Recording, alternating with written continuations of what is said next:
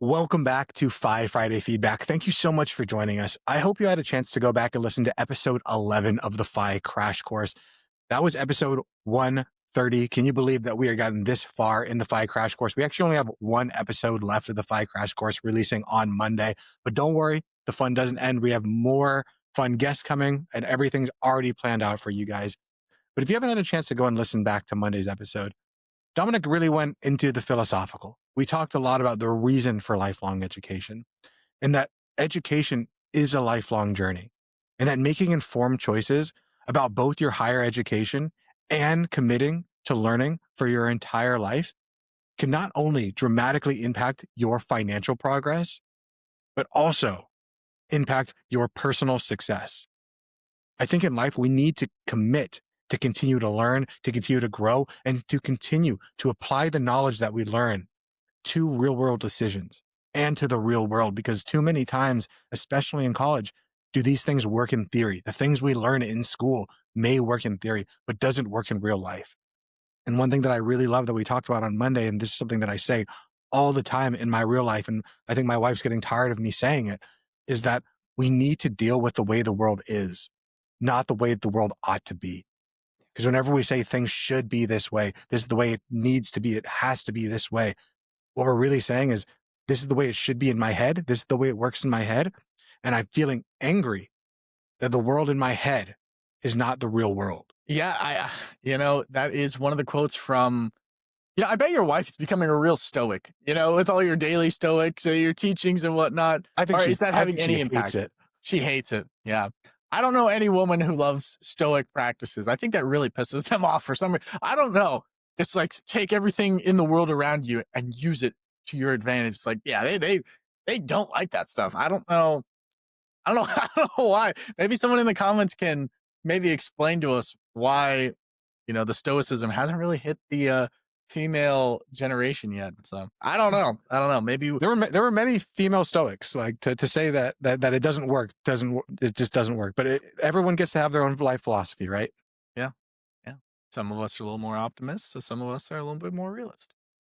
Anyway, there are some great quotes from Monday's episode. As you heard Chris talk so brilliantly about it, I loved Monday's episode. I'm not going to promo it anymore. This is the last time you're going to hear about it, but I highly recommend you guys go back and listen to Monday's episode. It has all the knowledge you may or may not need.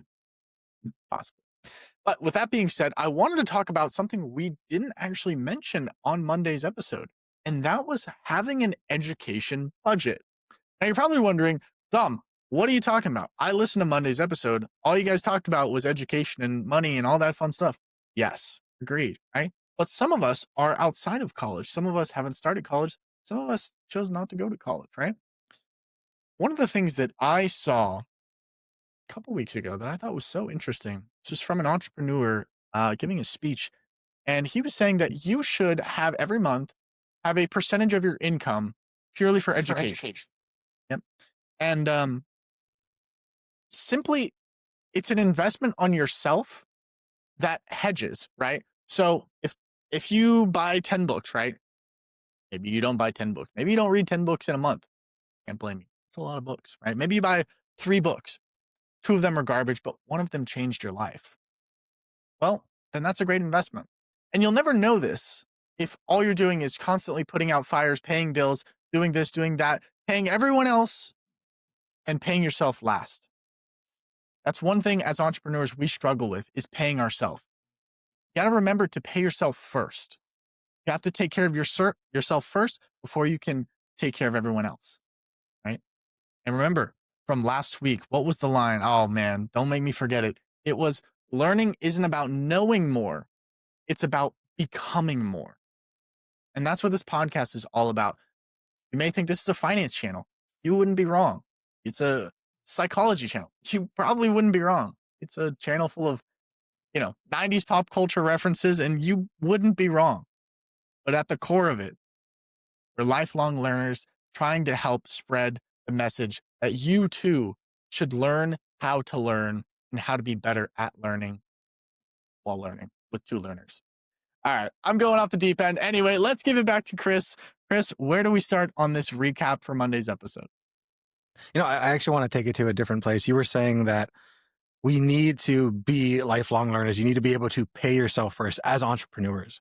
And not all of our audience is entrepreneurs. Majority of the population, 70%, 80%, are workers. Like you go in there, you work for somebody else, you're not entrepreneurial, and that's okay. I'm not saying that you have to be an entrepreneur to be successful, to be part of the FI tribe or any stupid thing like that. Whatever part of the journey you're on, I love it. And I think that if you want to go to a different place, I love that too. Keep working at it. And I'll just say for me, I've been an entrepreneur for the past 3 years now. And ever since moving back to San Diego, I've been looking for another job to be able to supplement that income. And I have to say that this last week, I've been working 40 hours a week for the startup company, and I've been helping them set up a lot of their systems and stuff like that. And I have to say, just for myself internally, my drive to go and learn and try to get better, I can feel it diminishing. And I think a lot of it, and I can understand where someone says like, Chris, I just don't have the time to learn. I don't have the time, the ability, the mental bandwidth, because I'm dealing with so much BS every day with just going to work and surviving, taking care of my kids, dealing with my commute, all this stuff. I get it. And you still need to be able to take control of your life. You still need to be able to make the choices that lead you towards the place that you want. Because I feel it. I feel it internally right now. Like we had to do the podcast. I had to do research to make this podcast. And I was like, man, I don't want to do this. Is it really worth it to go through it? Like, I'm so tired. I just worked 8 hours today. I commuted freaking over an hour in San Diego traffic. Like, it's awful. I get it. And is that the life that I want for myself? No, it's not. So I need to be able to put out in the work to get me the knowledge, to get me the skills, to be able to change my life and the life of not only myself, but my family and the people around me. So I get it. I get where you're at. If you're like, I just don't have time anymore. I don't have the bandwidth. I don't have any of it. And that's okay if you don't right now. But nothing is going to change if nothing changes. And nothing changes until you start it. Like we always say, you have to be the hero of your own story. You have to be the person that goes into the jungle, learns, grows, and then comes back to teach other people so they don't have to. And that is what the podcast started around. Not that Dominic and I are the experts, not that we're some highest on the mountain, that we've achieved enlightenment, that we're there. No, we're there with you. Maybe a few steps ahead, maybe a few steps behind. We're going to go out, we're going to try stuff, we're going to report back. Hey, this didn't work. Or hey, this is working. And then you get to apply it to your life and be a scientist and say, yeah, let me test this hypothesis. That worked, that didn't work. And just because something worked, that doesn't mean it's going to work forever. And just because something didn't work, that doesn't mean it's not going to work forever. And that doesn't mean that you're stupid for trying. It makes you stupid if you don't try. I love that. I love the idea that, a person is living their life all by themselves. And then here we come along as two trusted advisors saying, hey, over here in Arizona, this is what I'm trying. And this is what I have to report. And over there in San Diego, that's what Chris is trying. That's what he is reporting on. Right. And, you come back, it's like, oh, this is what Chris and Dom are doing. Well, let me try this one. Let me try that one. It's like, oh, that one didn't work. Perfect. And it's just becomes a cycle of learning, a cycle of trial and error to get to a place that we want to go. And I was wondering, could you say that quote you said on Monday from the Alice in Wonderland? I absolutely loved that quote. Yeah, that's one of my my favorite things from Alice in Wonderland, which in general was not a very great movie for me. It's kind of weird. But in the scene, Alice is on a path and she comes up to the Cheshire Cat and she asks the Cheshire Cat at the fork in the road, which way do I go? And the Cheshire Cat says, well, where are you trying to get to? I don't know. And he responds, then any way you go will get you there. And I think too many of us, we go through our lives saying like, where do I go? Where do I need to do? I'm following this influencer, this person's doing this with their lives, and it's not working for me. And you get upset with everyone else for teaching you the wrong thing, where at the end of the day, you need to ask yourself, where am I trying to get to?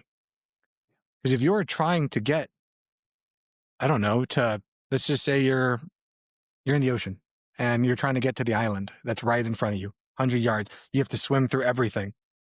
But there's some influencer saying, hey, over here on my island is really, really nice. And there's another person saying, this is really nice over here.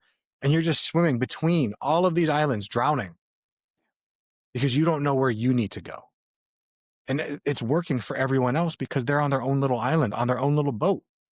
And you're just sitting there circling, not figuring out where you want to go. And if you don't know where you're going to go, then any direction that you go is going to get you there. And where there is nowhere. And I guess that begs the question, how do you find where you need to go? And that's not going to be answered here.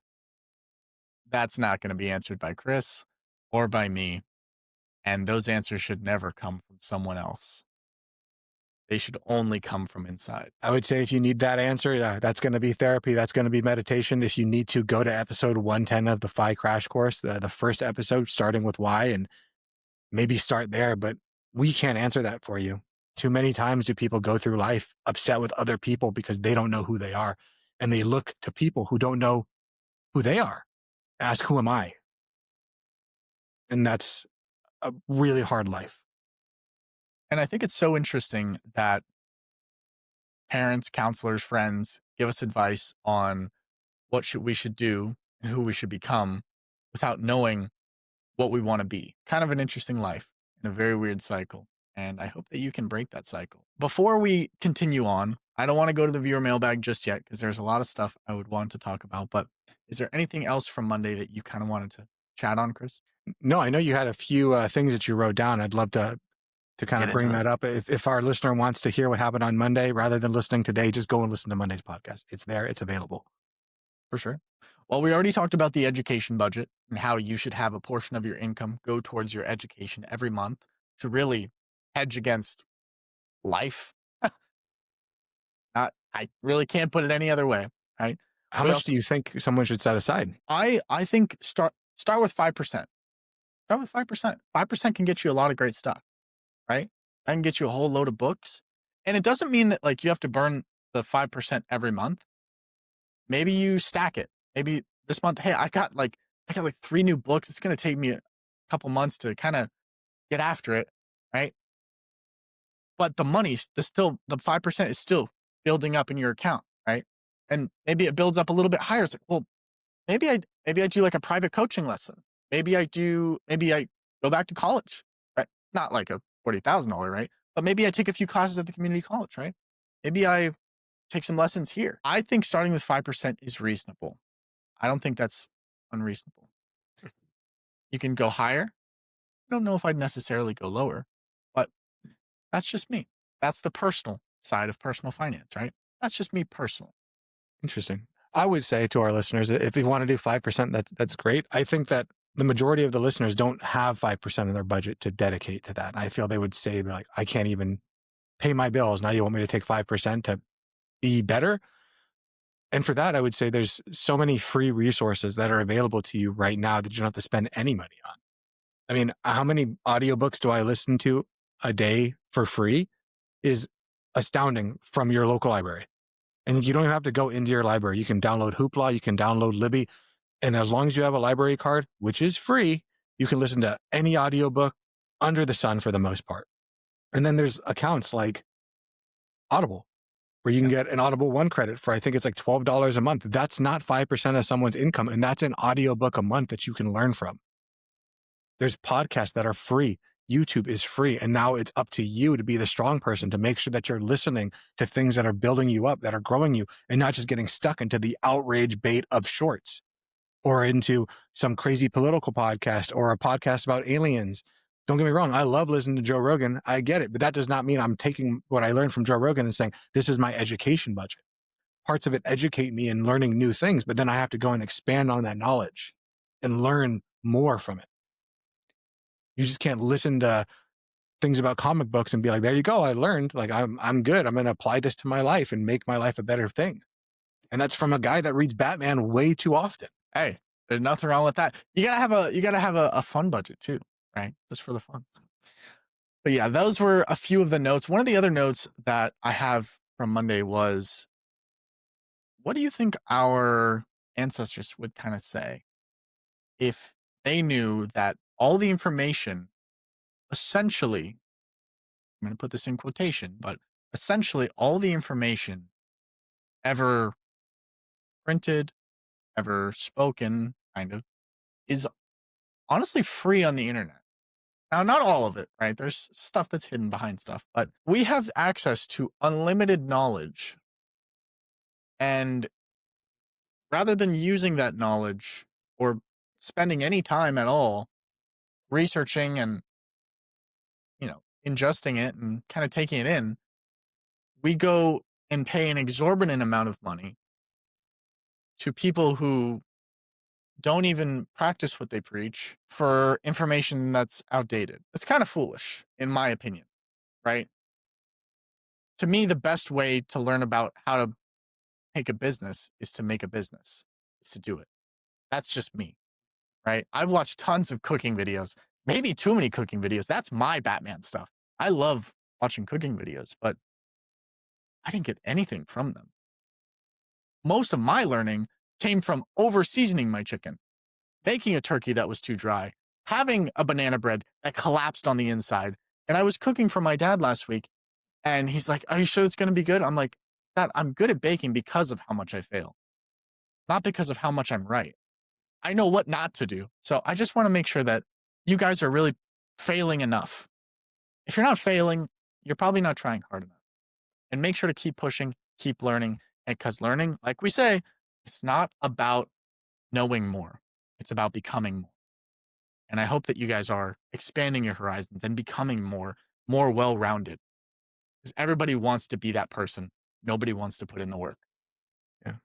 There's a story of Marcus Aurelius, and this was when Marcus Aurelius he was the emperor of Rome. He was in his 60s at the time, towards the end of his life, and he was walking and he came across a Stoic philosopher named Plutarch, and Plutarch saw Marcus Aurelius as the emperor of Rome carrying his tablets. And I don't mean tablets like an iPad, I mean like freaking rocks. Yeah. And he's carrying these tablets to the town, and Plutarch asks Marcus, "Where are you going?" And he goes, "I'm going to Sextus to learn that which I do not know." That this man who is the height of power, he is the emperor of Rome. No one can tell him to do anything. No one can make him do anything. He can make you cut off your head, do anything that he wants you to make you do at the expense of your death. And he was still going to a philosopher to learn. It doesn't end. It only ends when we are gone from this world. And even there, we don't know if it ends. It might continue on. And that is part of the journey. And that's part of the fun of this. You won't have all the knowledge. You never will. And you won't fail. And the only way to fail at this game is to not try. You have to keep learning. You have to keep growing. And if you sit there and say, "Well, I don't want to, I don't have to," you're right. You don't want to. You don't have to. And that's okay. But then you can't be angry when the world isn't conforming to the way that you want because you don't have the knowledge. And I get it that you're tired, that you're sick, that you have 50 hours of BS work to do. I get it. And the way that you get out of it is by putting in the work and learning to get away from it. Because all of the world's knowledge is at your fingertips. You can ask the silliest and dumbest questions to ChatGPT over and over and over again. It will not call you stupid. It won't call you dumb. It'll be patient with you and keep on trying to get you to where you want to go. Too many times do I talk to people, especially in the areas of finance, who sit there and say, "Well, Chris, I can't get ahead because I don't understand how taxes work. I don't know how to invest money in stocks. I don't know how to do any of this stuff." And they'll be talking to me. And I'll say, "Just ask. Anything that you want to know, I will answer for you. We're sitting here at the table talking. I'm on a podcast with you. I'm here. We've just done 11 podcasts. We're about to do a 12 on the way to be financially independent. Like, the information is out there, but if you're not going to look for it, if you're not going to seek it, and even if you seek it, you're not going to do it, none of it matters. And the only person you can blame is yourself. Every time that you point the finger, there's 3 pointing back at you. It's like we say on the podcast all the time, education without action is just entertainment. And with that being said, we're going to be moving on to our next segment of the podcast. This is where we do a viewer mailbag, where someone from the community emails us either via email or through our website, and we try and help them with the knowledge that we have acquired so far in our ages, right? With that being said, should we get into it, Chris? Let's do it. Let's do it. So the letterhead on today's episode is: I've saved 100K, but all in my checking account. How do I reverse this mistake? Interesting. All right, so let's get into it. Howdy, Chris and Dom. Howdy, that is us. I've been grinding for years, working long hours, side hustling, skipping the fun stuff that most people my age indulge in. And finally, After what felt like an eternity of patience and discipline, I hit $100,000 in my savings. Cool. Honestly, that's amazing. That's great. That's super awesome. Honestly, people around me started to question my sanity. Why are you living like this? They'd ask. And to be fair, sometimes I'd wonder myself.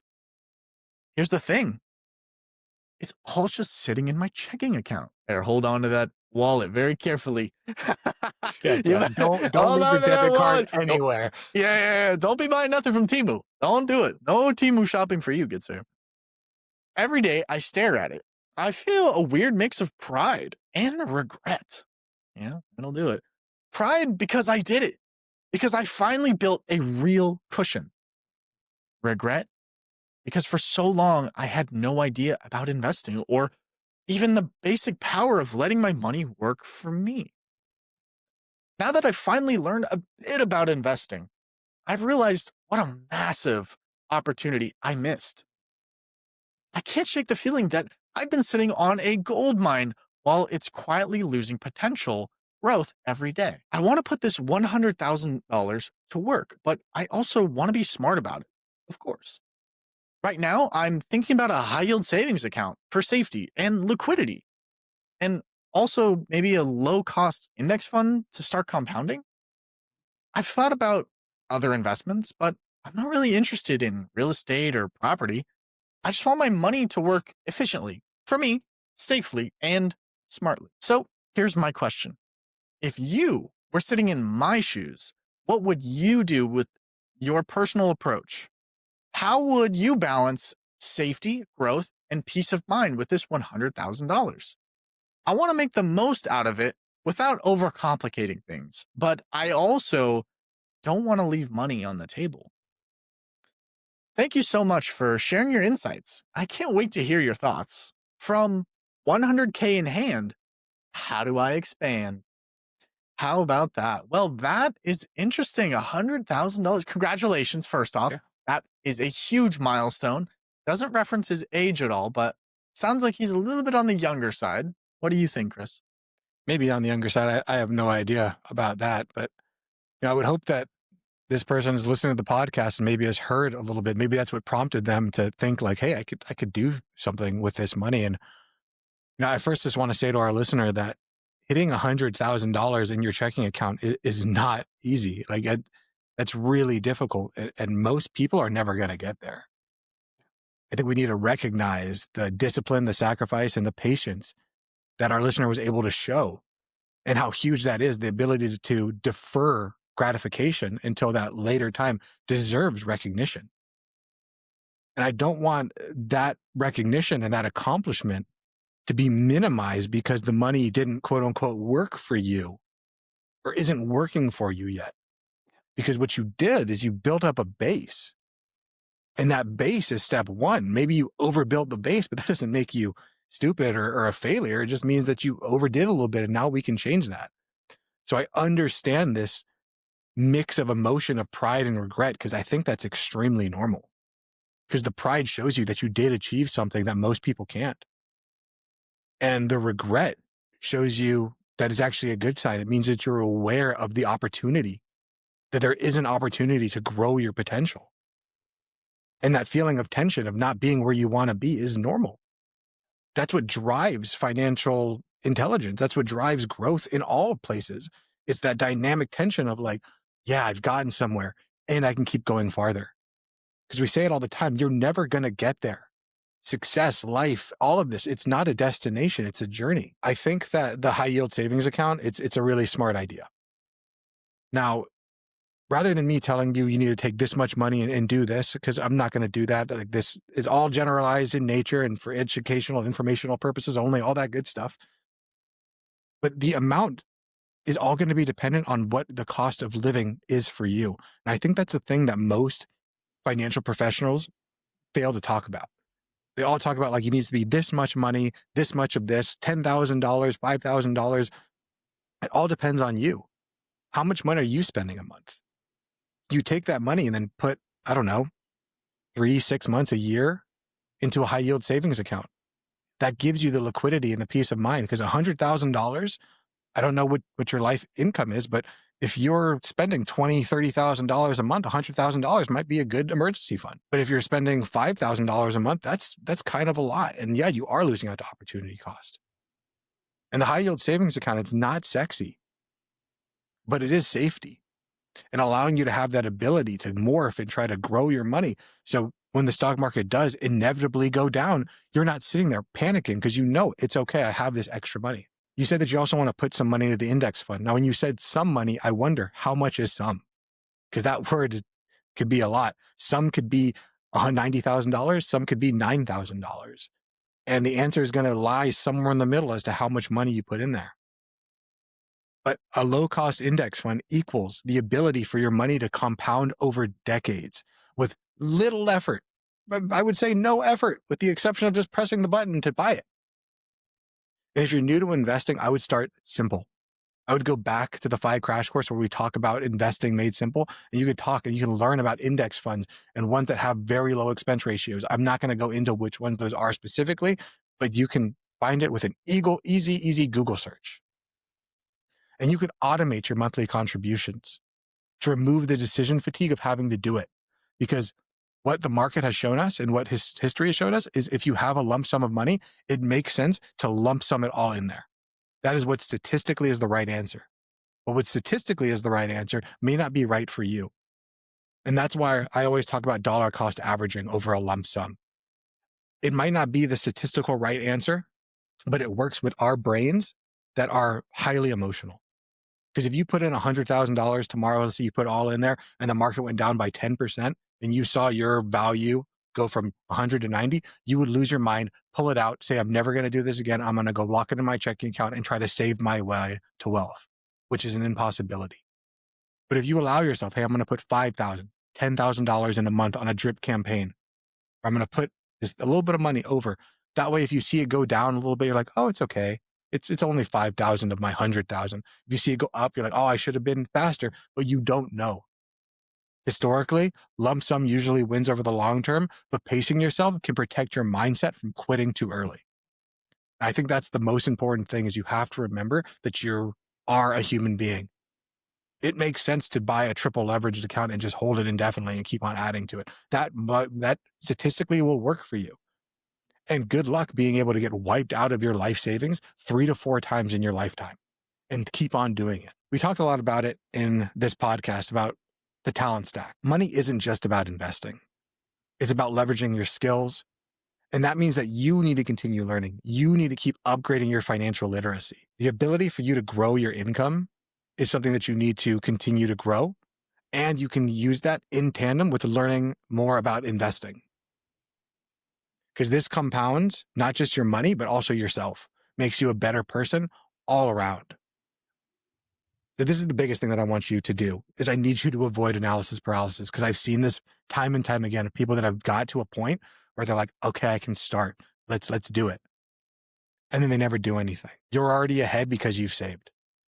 Waiting for the perfect strategy is a hidden cost. Because your money is going to lose potential growing power every day by sitting idly because the government's going to continue printing money to inflation no matter what you do. So I need you to start somewhere. Even if it's only 80% right, that beats 100% of not getting started. You're going to figure the path along the way as you make it there. And that's where your mindset comes in because your money working for you versus your money sitting there is the most important thing. Your money should create options, not stress. Too many people allow their money to just be this scary thing in the corner. You need to stop chasing shiny investments, this perfect plan, the pressure to outperform other people to tell them like, I have these great investments that are better than everything else's. You just need to focus on consistent growth, compounding, and staying in your comfort zone mentally. Because I've met many people who are like, oh, I do all these alts and I do this crypto and I do all these other things. And I'm like, how is that going? And they're like, I can't sleep at night. Like, I'm so scared of everything. And it's like, then you're doing the wrong thing. You can't keep that consistency of not sleeping at night because you're worried your money's going to disappear tomorrow for the next 60 years. So I need you to track and measure your progress. Don't watch your investments grow every day. Watch them occasionally. Set up everything and get the hell out of the way. Focus on other things. Focus on living your life, being a a parent, being a friend, being a father, whatever the hell it is that you are. I don't know if you're a male or a female, but you need to go ahead and focus on other things and let money get out of the way. That's my mission in life, is to teach people to get money out of the way so they could focus on living the best thing. $100,000 in your checking account is a blessing. And for some reason, you choose to look at it as a failure. You're finally ready to make your money work for you. And that's a mindset shift that's worth more than the $100,000 are in and themselves. So I want you to start small. I want you to start smart. I want you to be consistent. And your future self will thank you so much for the work that you're putting in now. It's difficult. It's always difficult at first. And I promise you, it will get easier over time. Dominic, what do you think? Same. You know, same. I agree. No, one of the things that I think is super important as well, right? And I know in your original message, you talked about how your friends are judging, they're like, what are you doing? Why are you doing this? Right. And that's going to happen. That's not probably going to stop. Um, but it's very important that the only person you compare yourself is who you were yesterday and not to everyone around you. I know some people will see this mailbag, right? Think, well, I only have $50 in my check. I don't even invest, right? Bunch of different things. I'm not even sure what a stock is, right? And they'll think, wow, look at this guy. He's 100K in his savings. Wish I had that, right? That's one thing we as a society have to get out of, is comparing apples and oranges. They're two different things. While both are fruits, they're not the same. I'm not the same as this person. Chris is not the same. None of us are the same, right? We might have similar experiences, or we might have completely different experiences. And I just want to make sure that everybody listening, it's like, and for the viewer, that it's never a good idea to compare yourself to someone else. Now, if it's in a competitive standpoint, maybe sure, right? But don't let that version of comparison sink in so deep that it affects, like Chris said, the way you sleep. Right? If it's affecting the way you're sleeping, you're doing something wrong. And I don't know about you guys, but I sleep sound. I get 7.5 hours of sleep. I sleep like a baby. I sleep Yeah. good. Well, toast. I think the most important question you get to ask yourself is this thought serving me? I think when I learned that, I was like, that was a life changer for me. Because there are times where you want to be competitive. There are times where you want to be angry at somebody, that you want to feel these things. And then you get to ask yourself, is this still serving me now?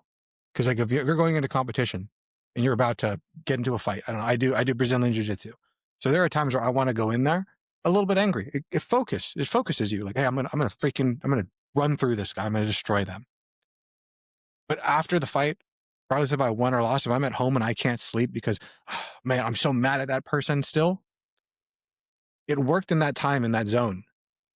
And it served me in that moment, but it doesn't serve you throughout. And you are the only person that can decide when things stop serving you and when they're not serving you, when they are serving you. So live in that place. Just because you do something one time does not mean it needs to continue. I agree. And even to our viewer, they can decide, hey, I'm going to put this money into all these things. I'm going to do this investments. And then they might decide, I don't want to do this anymore. That's okay. You tried. Even if you end up in the exact same spot that you are now in a year, that's still fine. It's fine. You're in a better situation than most people are. And I want you to do better, to learn, to grow, because you can be even in a better place. Yeah. With that being said, we're going to be moving on to our win of the week, but we wish you the best from San Diego and Arizona. Boom, boom. Boom, boom, boom, boom. Alrighty, what is your win of the week this week, Chris? My win of the week's pretty cool. A family friend actually came over and I was kind of to give them a tour of the new house, and they saw my old laptop that I had, which was an old MacBook Pro, I think from like 2012, maybe. And they saw that and they were like, "Oh, wow, that's a computer." No. So they came over again and they walked in with a birthday present, with a present for me, and they handed it to me. I'm like, "What's this?" And I opened it up and it was actually a brand new MacBook Pro, which is just so cool. So to my friends, if you're listening, thank you guys so much. You know who you are. This computer is awesome and it's really changed a lot, even from the podcasting of not hearing the old computer's fan turn on. It's very nice to have a computer. I didn't realize how old my computer was until we were transing things over. And I noticed that when I was typing on it, that it would kind of like expand. And what he was saying is the lithium ion battery was actually expanding because eventually it's going to blow up because it's that old. So the computer's sitting over here by my feet, but I need to wipe it and get it out of my house before we have an Yes. explosion. Yeah. Or, personal home defense, leave it by the front door. Somebody walks by, you plug it in. Yeah. There you go. Like a freaking Mac Claymore. mine. Yeah, got mines and claymores at the door. I'm telling you, you don't want to rob Chris's house, man. First, you're gonna get your legs blown off. Then you're gonna get put in like a guillotine or some crazy like arm bar. Not gonna be good. Not gonna be good. Well, that's an awesome win of the week. Very excited for you. And my win of the week is, if you're in Arizona, you'll kind of know this. If you're in a different part of the country, you're gonna be like, what is this guy talking about? Right. But my win of the week is that it rained yesterday, and it was the biggest rainstorm in like 7 years. It was flooding places. The place where I was working, I actually had to like shut the doors and like start like just shoveling the water out because it was rain. We started to flood, and it was pretty awesome. It was really cool. It rained off and on almost all day, and it was so awesome. It was so freaking cool. Thunder, rain. It was great. It was so awesome. So for someone who lives quite literally in the desert, rainy season is a great season. So I'm very grateful for that. So that is my win of the week. Man, I kind of missed that. When I first moved to Arizona back in 2018 or 2019, like that was like the monsoon summer, like every night, monsoon, monsoon, monsoon. And then after that, just no monsoons for like 6 years. And the moment I move, the monsoons come back and I missed them, but that's okay. Those are fun nights just to sit there and like watch those thunderstorms roll through the desert. It's sick. It was awesome. It was awesome. It was so sick. Like there's like mountains where I live, and I was like, dude, you can't even see the mountain. It's gone. It disappeared. It got wiped away. It's like, oh man, that's crazy. Yeah, I'm very excited for the upcoming rain. It's supposed to rain, I think, a little bit today. I haven't gone too much outside today, but we'll see what happens. See what happens. I have a funny story. When we first moved to Arizona, because the monsoons would roll through so fast, and the rains and the sandstorms, the haboobs, they'd come so quick. And me and my wife, from being in San Diego, we didn't know that. So we used to go on hikes near the mountains near our house, because I used to live right next to you. And we would hike up those mountains. We'd be at the top of the mountain, and then all of a sudden you see it coming, and you're like, run! And we would just run as fast as we could down the hill, trying to get home. We never made it back before it like just got to us. And it happened to us probably 3 times before we're like, yeah, we're going to check the forecast. But even the forecast can't predict when they come, because they come so fast. Dude, yeah. That's hilarious. It's like that scene from Mission Impossible Rogue Nation, where he's like running and he's trying to like outrun the haboob. That's how I picture you. It's like, So basically, there was the times when I grab Leilani, the little small Aussie, I pick her up and run down the hill. Yeah. It's just pure insanity. Dude, that's awesome. That's freaking awesome. Yeah, those haboobs are crazy. And that's what we call dust storms here. Haboobs. I'm not out here just saying, anyway, that's today's episode. That's how we're going to end it. We're going to end it with haboobs. So with that being said, guys, make sure to share the podcast with someone you actually care about, because it's better to go on this financial journey with a friend or a family member. He's Chris. I'm Dom. I need to go eat something, and you guys have a great weekend. We'll see you in the next one. We'll see you later. Peace. This video podcast is sponsored by Monzon Wealth. The content in this podcast is for informational purposes only and should not be considered financial advice. We do not endorse specific products or services. Past performance does not guarantee future results. The opinions expressed are those of the host and guests, not the podcast sponsor. It is crucial to consult with a qualified financial advisor or professional who can provide advice tailored to your specific needs before making any financial decisions, investments, or taking any other actions. If you are seeking specified help, you can reach out to Chris at monzonwealth.com.